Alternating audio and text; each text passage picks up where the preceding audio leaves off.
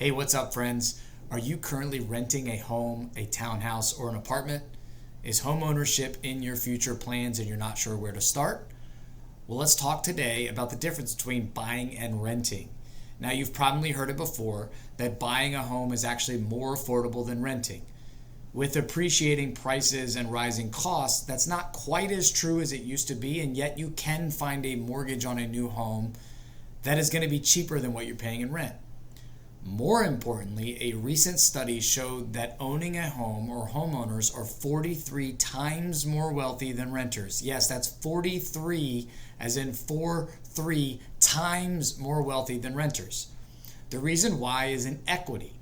Now, over the last 5 years, many homes in our market have appreciated over 40% in value. That's money in your pocket. Now, if you are renting, you may have experienced the dreaded increase in rent that happens year over year. When you buy a home, you actually lock in your expenses or you fix your mortgage for the length of the time. Typically, that's 30 years, meaning you're going to lock in your monthly payment for the next 30 years or as long as you stay in that house, and it's not going to go up over time like your rent does. Then as your value in your home appreciates, you actually put that equity or the difference between what you paid for the house and what it's worth now in your pocket. If you were to sell down the road, that is your profit margin.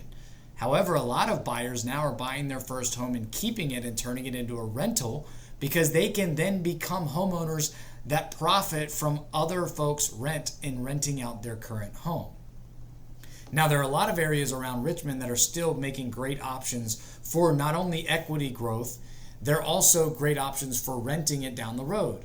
A lot of folks are starting to learn how to buy their first home as an investment that's going to profit and build their wealth over time. And this is where that key comes into play as to why a lot of those homeowners are so wealthy compared to renters.